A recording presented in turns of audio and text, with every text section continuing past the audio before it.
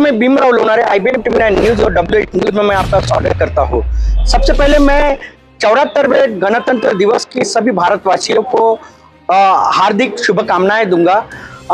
हमारे चैनल के माध्यम से हम एक खास मुलाकात ये कार्यक्रम चलाते हैं। इस कार्यक्रम के माध्यम से हम गणतंत्र दिवस पर एक विशेष कार्यक्रम का आयोजन किए हैं संविधान चौक पर।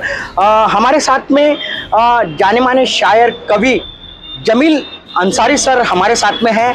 हम उनसे जानेंगे गणतंत्र दिवस के उपलक्ष्य में उनके जो भावनाएं हैं, गणतंत्र दिवस पर क्या कहते हैं, वो क्या विचार है उनके गणतंत्र दिवस पर, हम उनसे जानेंगे। सर, सबसे पहले तो आपको 74वें गणतंत्र दिवस की बहुत बहुत बधाई हो। धन्यवाद। ये बताइए कि 2 साल कोरोना के गए, उसके बाद में अभी 74वां गणतंत्र दिवस कोरोना कार्यकाल के बाद प्रथम ही मनाया जा रहा है। बड़े हर्षोल्लास के साथ मनाया जा रहा है, क्या बताओगे?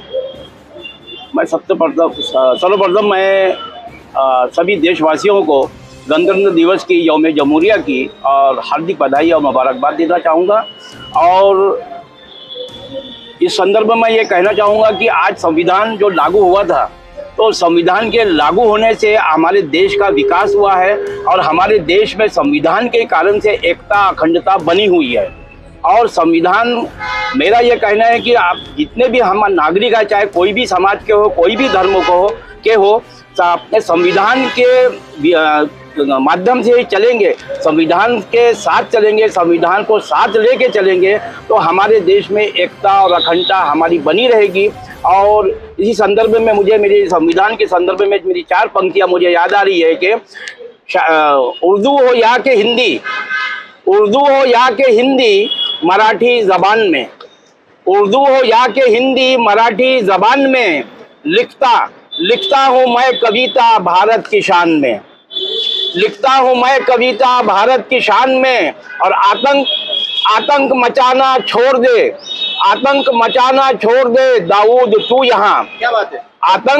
आतंक मचाना छोड़ दे दाऊद तू यहाँ, मारेंगे घुस के हम तुझे पाकिस्तान में, मारेंगे हम घुस के हम तुझे पाकिस्तान में।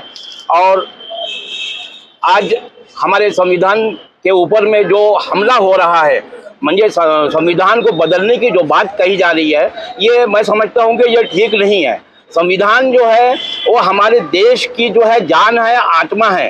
तो इसी संदर्भ में मुझे 4 पंक्तियाँ याद आ रही है कि तेरे विचार से नहीं तेरे बयान से, तेरे विचार से नहीं तेरे बयान से, मैं कह रहा हूँ जो भी ये सुन ले ध्यान से, मैं कह रहा हूँ जो भी ये सुन ले ध्यान से, मर्जी से तेरी कुछ भी चलेगा नहीं यहाँ।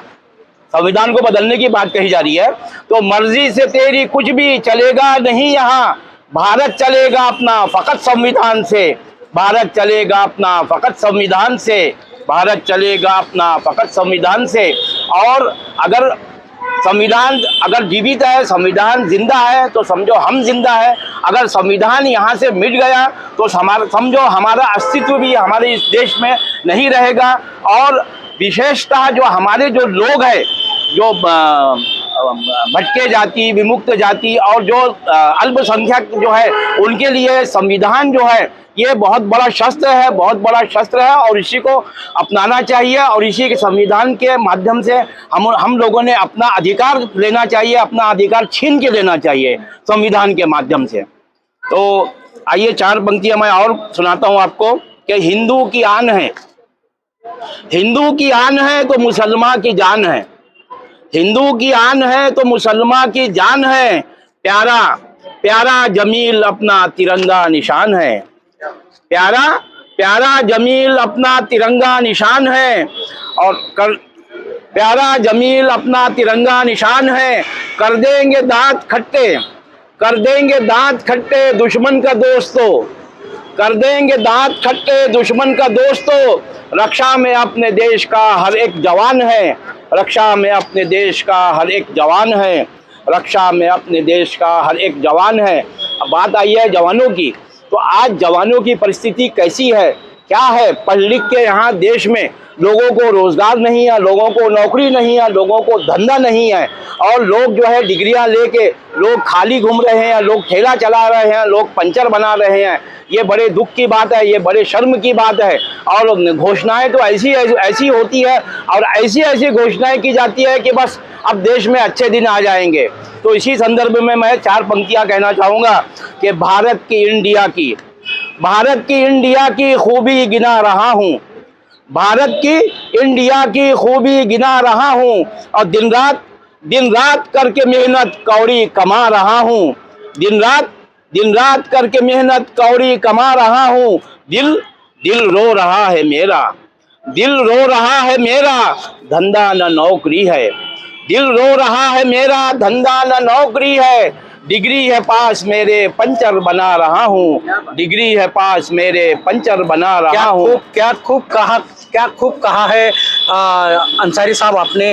आपके कविता के माध्यम से देश में क्या चल रहा है वो परिस्थिति आपने अपने कविता के माध्यम से बताई है। जी जी। क्या लगता है आपको कि पूरा देश 74वीं गणतंत्र दिवस बड़े हर्षोल्लास के साथ मना रहे हैं? क्या हम प्रजासत्ताक दिन के उपलक्ष्य में आप ये बताइए कि क्या हम सही में देश में सांस ले पा रहे हैं क्या? मैं इस संदर्भ में ये कहना चाहूँगा कि हालांकि हम स्वतंत्र है, हम आज़ाद है, ये कहते हैं और है, सच है ये।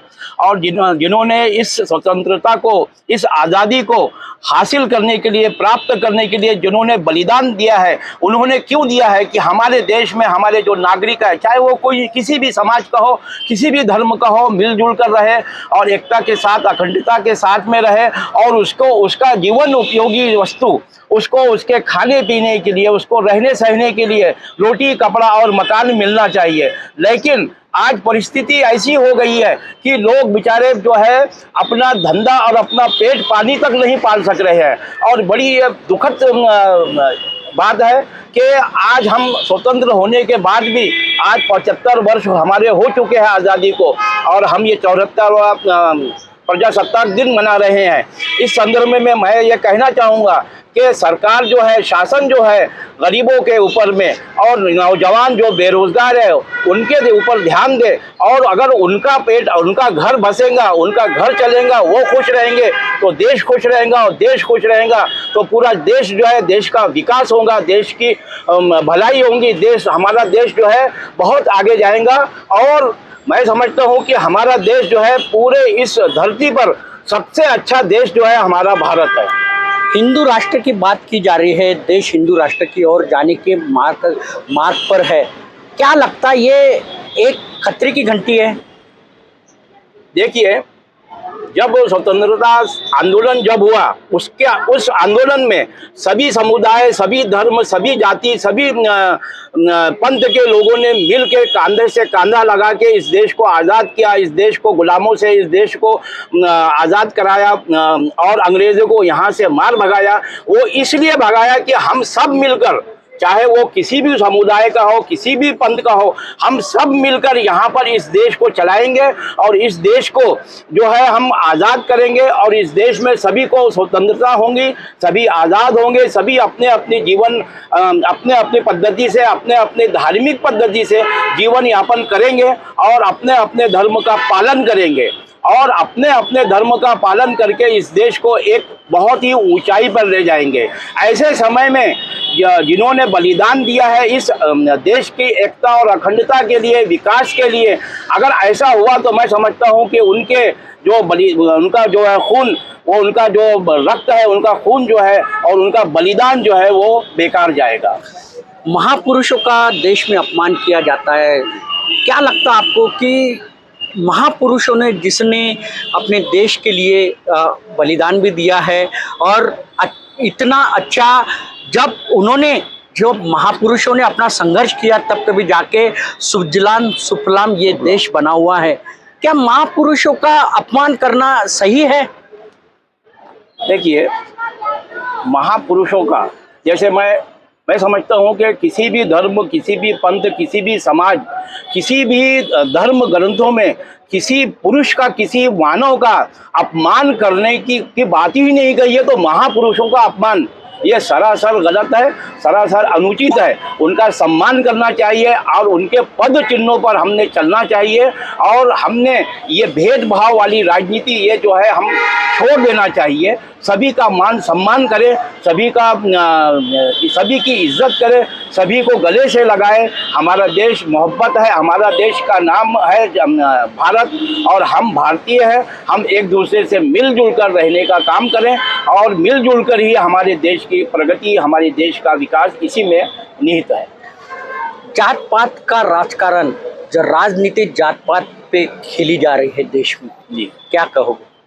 जात पात के राजनीति के ऊपर में मुझे किसी शायर का ये दो पंक्तियां याद आ रही है कि कैसी ये छूत छात है, कैसी ये छूत छात है, कैसी ये जात पात, कैसी ये छूत छात है, कैसी ये जात पात, खाना छुआ ना खाओगे कपड़े पहन लिए, खाना छुआ ना खाओगे कपड़े पहन लिए, क्या पेट धार्मिक है बदन धार्मिक नहीं, क्या पेट धार्मिक है बदन धार्मिक नहीं।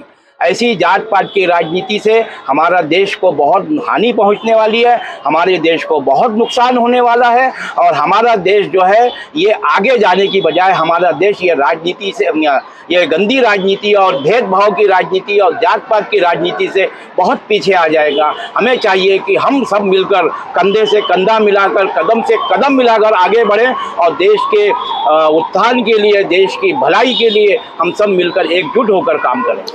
हिंदू मुस्लिम सिख ईसाई हम सब है भाई भाई, ये नारा महापुरुषों ने लगाया है, लेकिन इसके बावजूद जो राजनीति पर्सन है वो इस नारे को भूलते नजर आ रहे हैं। क्या बताऊं?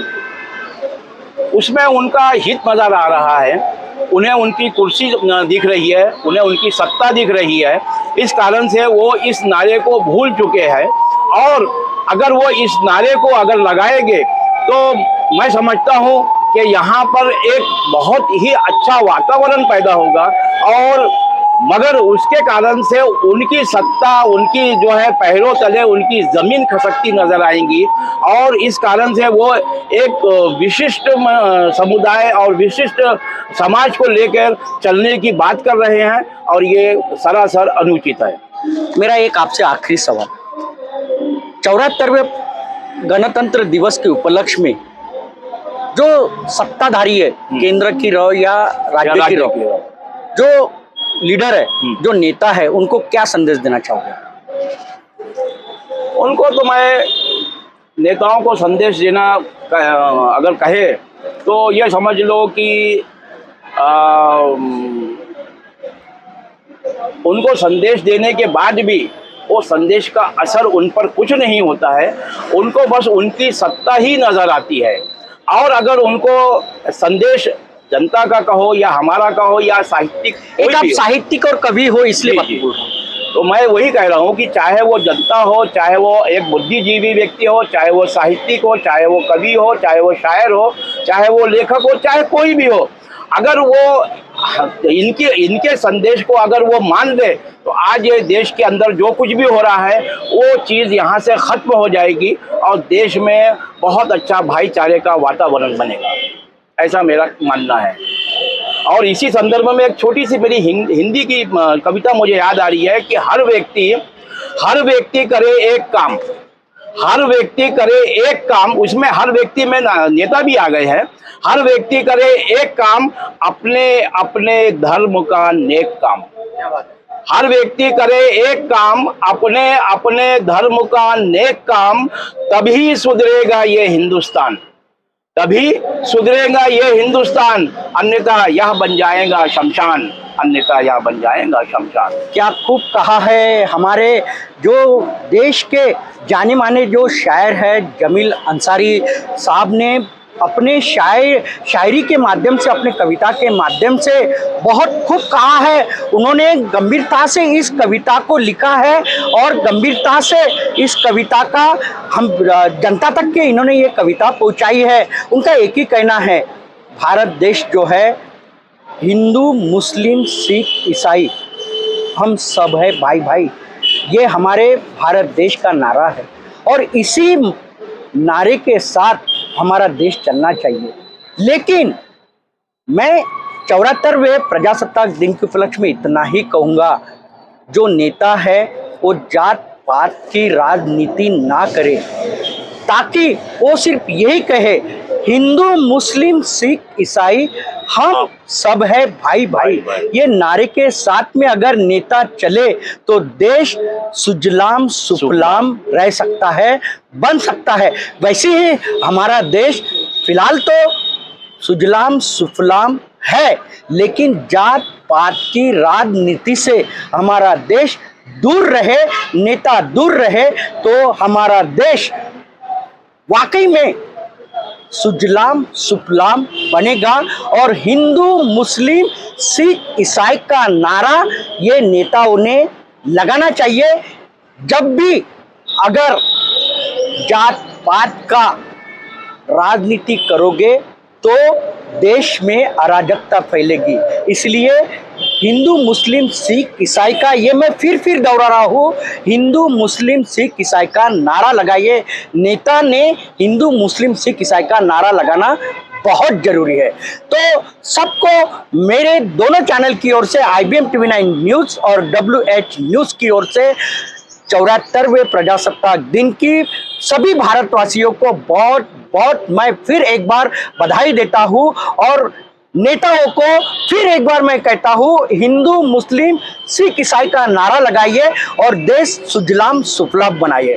तो आप देखते रहिए IBM TV9 news, WH news. हमारे चैनल को लाइक कीजिए, सब्सक्राइब कीजिए, आइकॉन बेल बटन दबाना न भूलिए। जय हिंद, नमस्कार, वंदे मातरम।